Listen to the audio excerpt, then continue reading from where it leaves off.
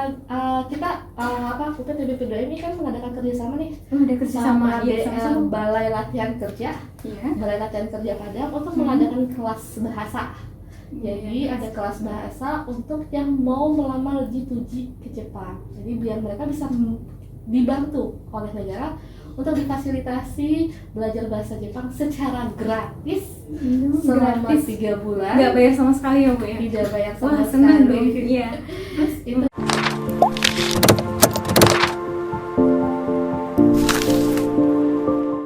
Halo Sobat Migran, selamat ketemu lagi dengan UPT BP2MI Padang dalam program Vacation for Better Life. Kali ini bersama saya Zizi yang akan memberikan informasi dan inspirasi khususnya bagi kaula muda semua yang ingin menaklukkan hambatan dan tantangan untuk memperbaiki kehidupan ekonomi keluarga melalui bekerja ke luar negeri. So, stay fokus dan dengarkan informasi dari kita ya. Jangan lupa like, subscribe, dan hidupin tombol notifikasi YouTube channel kalian agar kami dapat memberikan informasi dan inspirasi menarik lainnya. Pada kesempatan kali ini telah hadir bersama kita pejabat fungsional tenaga kerja pertama, yaitu Ibu Beauty Alawiyah, yang nanti akan kita tanya-tanyai mengenai bagaimana menjadi pekerja migran Indonesia profesional ke luar negeri. Sesuai dengan judul tema program kita, yaitu Vacation for Better Life, kita akan memberikan 4 pertanyaan kepada narasumber kita. Oke, kita sapa saja ya. Selamat pagi Bu. selamat pagi Mbak Zizi. Sehat ya Bu ya? Alhamdulillah sehat. Alhamdulillah. Sobat migran semua, Ibu Dewi ini telah lebih dari 5 tahun bekerja di bidang perlindungan pekerja migran Indonesia. Beliau sangat aktif dalam menyebarluaskan informasi maupun mencari upaya-upaya dalam meningkatkan kompetensi peluang kerja ke luar negeri. Pertanyaan pertama ini Bu, kira-kira kita kan tahu peluang kerja ke luar negeri itu sangat banyak ya Bu. Apa sih peluang kerja ke luar negeri ini yang dapat dilamar oleh lulusan SMA dan SMK?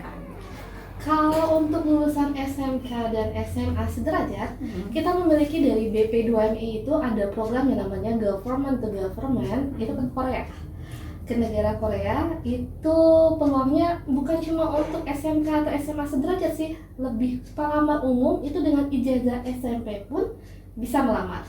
Dan lowongannya itu beragam.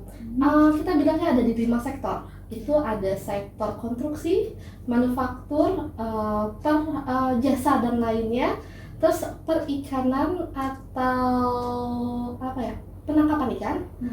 Yang terakhir ada yang namanya pertanian. Nah, ini program ini bergulir tiap tahun. Jadi para lulusan SMK yang mau lulus pas kelas 3 bisa mempersiapkan diri sebelum lulus itu udah mau lamar ini apa enggak kayak gitu. Selain itu untuk lulusan SMK itu ada peluang juga SP2T. SP2T itu untuk ke Taiwan. Itu adalah special placement program ke Taiwan. Itu adalah kerjasama dari BP2MI dengan KDIE yang ada di Taiwan. Untuk SP2T ini juga bisa dilamar oleh minimal ya pendidikannya adalah SMK atau SMU. Nah, dan untuk mereka sih persyaratan umumnya lebih mudah. Kenapa? Karena emang minimal usia 18 tahun, baik itu laki-laki dan perempuan itu ada lowongannya.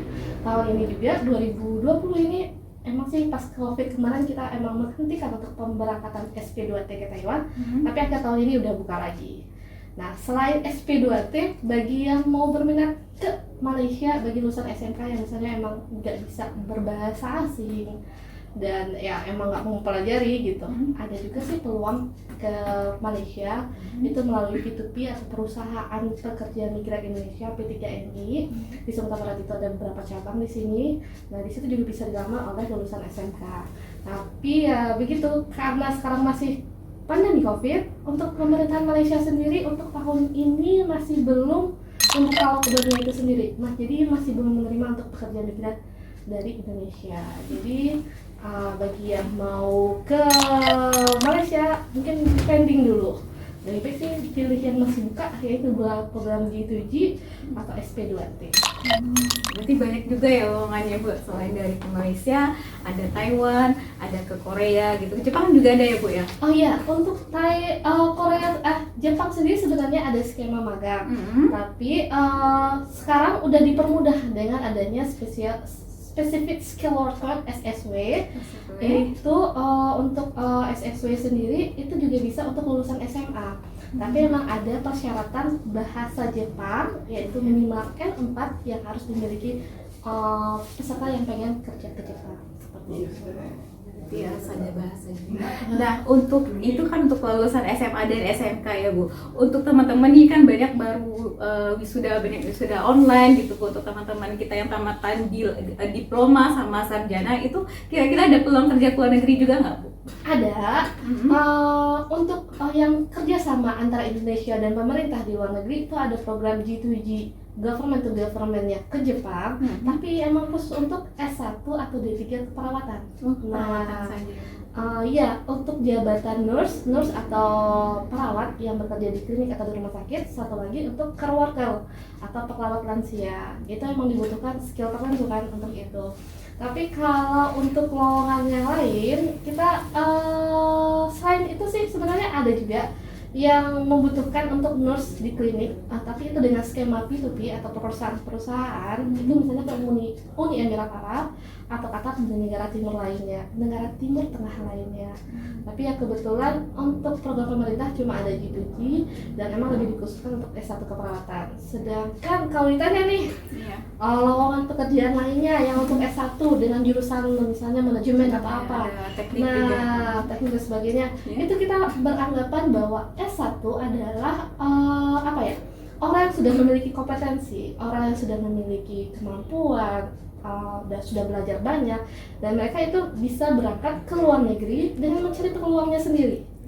Nah, peluangnya sendiri itu kita sebut dengan berangkat secara mandiri. Nah, itu kan bisa dicari di Google dan sebagainya, di Jobstreet dan sebagainya. Nah, itu bisa dilamar sendiri oleh peminat kerja yang mau ke luar negeri kayak gitu. Tapi untuk untuk program pemerintah sendiri baru satu ini, yaitu G2G Jepang. Seperti itu. Berarti tetap mereka sobat migran itu harus aktif mencari informasi ya Bu ya, baik di Google secara online maupun melalui kantor BP2MI Padang ya Bu ya. Iya. Nah, untuk persyaratannya sendiri, dokumen-dokumennya itu kira-kira sulit nggak? Untuk dokumennya sendiri itu persyaratannya sangat mudah sih, paling ya KTP, KK, terus ya pokoknya dokumen-dokumennya itu dokumen yang biasa yang kita miliki untuk melamar pekerjaan. Tapi mungkin kalau untuk ke luar negeri itu ada tambahan, misalnya paspor, terus medical check up di sarana kesehatan yang sudah ditunjuk oleh pemerintah. Nggak bebas ya Bu? Beberapa gini, karena kalau beberapa sarana kesehatan itu memiliki standar. Misalnya kan kalau ke luar negeri, dia kalau misalnya ke negara tertentu itu nggak boleh ada penyakit misalnya HIV atau apa kayak gitu. Nah, jadi ada standarnya sendiri. Jadi emang itulah yang ditunjuk oleh Kementerian Kesehatan. Jadi nggak sembarangan sih gitu. Nah, terus selain itu paling juga selain paspor, perjanjian kerja, harus ada perjanjian kerja. Jadi kita pasti diterima di sana. Jangan sampai ketika sebelum kita berangkat itu kita tidak memiliki perjanjian kerja. Jadi kemungkinan terlunta-luntanya akan sangat besar sekali kan kalau misalnya sebelum memiliki perjanjian kerja itu. Belum tentu kita dipekerjakan kalau misalnya tidak memiliki perjanjian kerja. Dan ya yang paling penting sih selain persyaratan dokumen-dokumen itu sih, insya Allah itu bisa dipenuhi di dalam negeri. Kalau untuk tadi Ibu bilang ada program G2G Jepang khusus perawat D3 dan S1 sarjana ya Bu ya. Untuk persyaratan dokumen bagi program G2G Jepang itu apa Bu? Kira-kira mana tahu ada teman-teman sobat bidang yang berminat gitu Bu?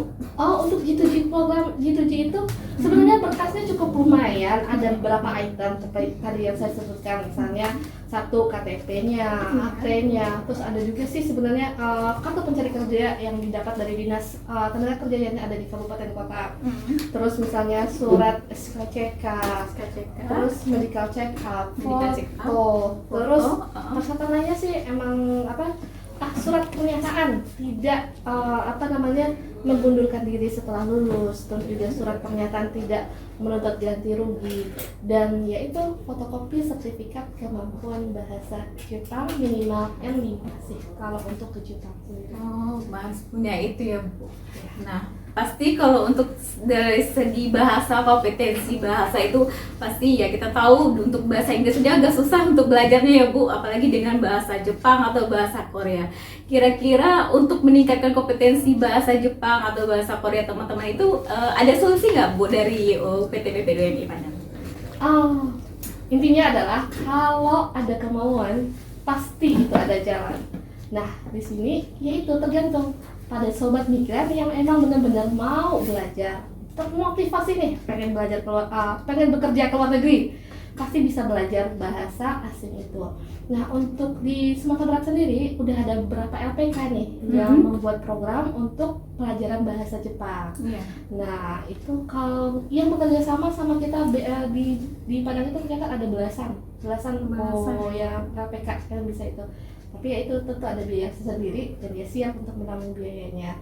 Dan LPK Korea itu ada sekitar 2, HM Institute sama yang Japko ya. Nah, itu ada juga yang bisa memberikan pelajaran bahasa Korea. Nah, jadi kalau teman-teman ya emang mau belajar ya bisa sih. Apalagi kalau untuk bahasa Jepang nih, dia 3 bulan pelatihan itu sudah bisa mendapatkan sertifikat N5. Tergantung dari APK-nya, rata-rata sih itu dari standar pendidikan dari Japan Foundation itu sendiri ada untuk mencapai N5 itu cuma butuh 3 bulan pelatihan. Seperti itu. Jadi kalau menurut saya sih kalau teman-teman itu mau belajar dan sebagainya itu bisa juga. Nah, kebetulan juga kata kita UPTB PDWMI kan mengadakan kerjasama nih sama Balai Latihan Kerja, Balai Latihan Kerja Padang untuk mengadakan kelas bahasa. Jadi ada kelas bahasa untuk yang mau melamar G2G ke Jepang. Jadi biar mereka bisa dibantu oleh negara untuk difasilitasi belajar bahasa Jepang secara gratis selama 3 bulan. Nggak bayar sama sekali ya, Bu ya? Tidak bayar sama sekali. Senang dong. Iya. Terus itu biaya dari negara, dari Kementerian Tenagakerjaan melalui BLK Padang. Dan ya programnya sih udah berjalan nih, tiap tahun sih ada 1 kelas. Mungkin kalau request jabatan mungkin bisa ditambah di kita belum tahu. Tapi BLK Padang kemarin itu katanya siap untuk kalau menerima emang ada peminat yang mau belajar gitu. Karena menarik. mereka welcome banget bagi yang mau meningkatkan kompetensinya. Itu biasanya pembukanya setiap bulan apa, Bu? Awal tahun, akhir tahun, dan pertengahan tahun gitu? Sebenarnya itu tergantung dari BLK. BLK biasanya tuh mengadakan program untuk tiap bulan, tapi kalau emang peminatnya itu cukup 1 kelas, ada jumlah minimal untuk pengadaan 1 kelas. Berapa? Ada 16 orang. Jadi kalau emang udah kekumpul 16 orang nih, ajak teman-teman misalnya 16 orang, ya bisa silakan sih karena menghubungi UPTB PDWMI Padang, kita advokasi nanti ke BLK Padangnya. Ini kesempatan nih buat sahabat migran yang minat bekerja ke negara Jepang, khususnya untuk lulusan D3, S1 keperawatan. Silahkan nanti mendaftar. Gimana, Bu, mendaftarnya? Kalau yang mendaftar UPTB PDWMI Padang untuk mengikuti pelatihan bahasa Jepang gratis ya. Wah, ternyata udah 4 pertanyaan nih saya tanya sama Ibu. Yang pertama tadi Ibu udah menjawab bagaimana peluang kerja bagi lulusan SMA dan SMK. Yang kedua, bagaimana peluang kerja bagi lulusan D3 sama sarjana. Dan Ibu juga menjelaskan pertanyaan kita yang ketiga tentang persyaratan dokumen. Dan juga yang terakhir adalah pertanyaan upaya meningkatkan kompetensi bagi lulusan sarjana D3 dan SMK untuk bekerja ke luar negeri. Wah, nggak disangka ya, Bu, ternyata informasi itu sangat luas. Dan saya dari selaku host mengucapkan terima kasih atas informasi yang telah Ibu berikan. Semoga nanti Ibu juga mau men-sharing informasi-informasi yang menarik lainnya bagi Sobat Migran semua. Baik.